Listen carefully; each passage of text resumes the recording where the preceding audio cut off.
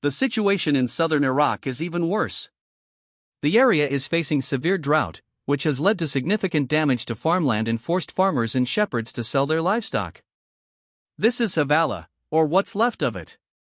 It's a small community, there's only one road that goes through this town. Could modern science have found the Garden of Eden? What if modern science has finally uncovered the secret location of the legendary Garden of Eden? For centuries, the whereabouts of this mythical paradise have fascinated scholars and explorers. Recently, satellite images revealed a massive ancient riverbed in the Arabian Desert that might be the lost Pishon River mentioned in the Bible. Could this be the breakthrough we've been waiting for? How could this newfound riverbed change our understanding of biblical history?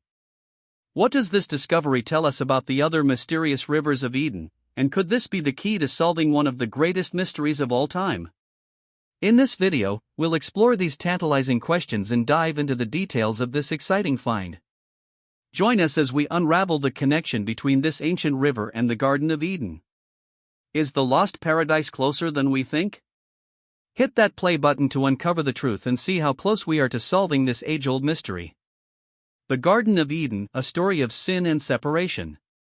The story takes a big turn when the serpent appears and tempts Eve to eat the fruit from the tree of knowledge, which God had forbidden. Eve shares the fruit with Adam, and this act of disobedience causes them to be expelled from the Garden of Eden.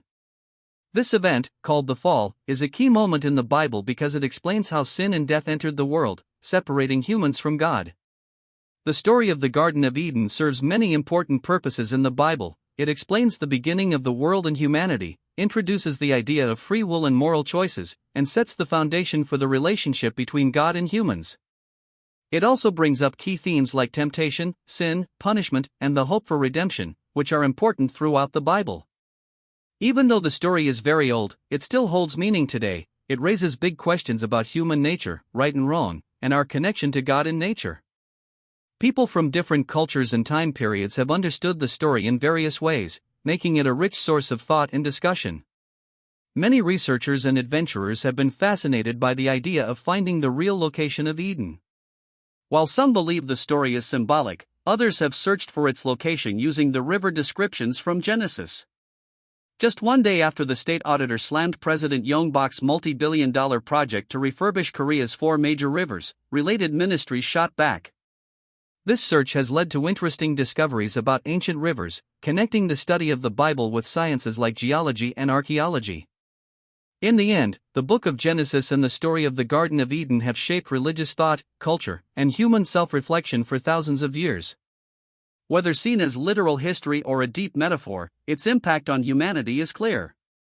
The 4 rivers flowing from Eden are part of this mystery, and learning more about them could reveal important clues about human origins. Stay with us as we explore this biblical puzzle, viewing Eden as a perfect paradise of harmony. The Garden of Eden is vividly described in the book of Genesis as both a real location defined by 4 major rivers and a paradise created by God. This detailed account has fascinated scholars, theologians, and explorers for centuries as it offers intriguing clues about the possible location of this legendary garden. According to Genesis, a river flowed out of Eden to water the garden and then split into 4 headwaters. These 4 rivers are named the Pishon, Gihon, Hiddkel, now known as the Tigris, and Euphrates. While the Tigris and Euphrates are well-known rivers in Mesopotamia, the locations of the Pishon and Gihon remain a mystery, sparking debate and exploration for centuries. The Pishon River, in particular, has captured the interest of many. Genesis describes it as flowing through the land of Havala, a place rich in gold, onyx, and aromatic resin. This detailed description has led people to search for a river that matches these characteristics, with theories ranging from ancient water systems in the Middle East to dried-up riverbeds in Arabia. The mystery of the Pishon reminds us that the Garden of Eden, in biblical tradition, is both a physical place and a symbol of a lost paradise. Understanding this dual role helps highlight the significance of Eden in religious and cultural contexts. Eden, as described in Genesis, was a place of perfect harmony where humans lived in direct communion with God, free from pain, suffering, and death. The garden was abundant, providing for all needs without labor. This image of Eden has shaped the idea of paradise across different cultures and religions. However, the significance of Eden goes beyond its physical description. it serves as the setting for key biblical stories that explore themes such as innocence, temptation, free will, and the consequences of disobedience. The fall of Adam and Eve from grace in the garden is central to many theological discussions about the nature of sin, morality, and humanity's relationship with God. Moreover, Eden represents a lost ideal, a state of perfection that humanity continues to seek or recreate. This concept has influenced religious thought, philosophy, literature, and even urban planning throughout history. The idea of a perfect garden has inspired the creation of parks, botanical gardens, and utopian communities. The 4 rivers of Eden can be seen as symbols of God's blessings flowing out into the world. Even after the expulsion from Eden, these rivers remind us that traces of paradise still nourish the earth, connecting the holy land of Eden with the mortal world, especially the enigmatic Pishon River. The ongoing search for the Pishon River and the true location of Eden shows humanity's enduring fascination with this ancient paradise. Whether viewed as a literal event or a deep metaphor, the Garden of Eden and its 4 rivers continue to spark curiosity and invite reflection on our place in the universe and our connection with the divine. Where was the Garden of Eden? For centuries, people have searched for this famous paradise, looking in places such as Mesopotamia and Africa. Could modern science finally reveal its location? Let's explore the various theories surrounding Eden's location. People have been trying to find the actual site of the Garden of Eden for many years. Some view it as a symbolic story, while others think it might have been a real place based on the descriptions in Genesis. One popular theory places Eden in Mesopotamia, now southern Iraq. This idea stems from Genesis's mention of the Tigris and Euphrates rivers, which flow through Iraq. Some believe that the confluence of these rivers near the Persian Gulf could be the location of Eden. This region, known as the Fertile Crescent, has been crucial to early civilizations, supporting this hypothesis. Another theory locates Eden in the Armenian highlands, including areas of eastern Turkey, Armenia, and western Iran, where the Tigris and Euphrates rivers begin. Satellite images from recent years clearly show the Euphrates River drying up, highlighting environmental changes. Supporters of this theory suggest that the highlands, with their pleasant climate and diverse plants and animals, align with Eden's description as the source of 4 rivers. Some theorists have proposed even more unique locations. One idea posits that Eden might lie beneath the Persian Gulf, submerged at the end of the last ice age when rising sea levels covered parts of the region. This theory tries to align the biblical story with ancient river systems that may have once flowed through the Gulf. Others suggest Africa, particularly the Great Rift Valley, as a potential location due to its significance in human evolution and rich biodiversity. However, this idea struggles to match the 4 rivers mentioned in Genesis. A newer theory proposed by archaeologist David R. suggests Eden might be located near the city of Tabriz in Iran. He believes this area aligns with the biblical description of 4 rivers and the surrounding fertile land. David theorizes that changes in the landscape over millennia, such as rivers drying up, may have obscured the original Eden's location. Other proposed sites, such as the Darim Basin in China, Bahrain in the Persian Gulf, and even parts of North and South America, reflect more interpretive readings of Genesis or connections to other ancient myths. Many experts argue that searching for a physical Eden may not be the right approach. Instead, they believe that the story of the Garden of Eden is about humanity's relationship with God, not a geographical location. These different theories show how people continue to merge ancient narratives with modern knowledge. Whether Eden was a tangible place or a metaphor, it has profoundly influenced our understanding of human existence and the world. Now, let's turn our attention to the legendary land of Havilah, possibly hidden in Arabia. Could this biblical treasure have been in plain sight on the Arabian Peninsula? Havilah, mentioned in Genesis, is linked to the Pishon River, one of Eden's 4 rivers. Its description as a land rich in gold, onyx, and aromatic resin has led many to search for it in the ancient Near East, especially in what is now Saudi Arabia.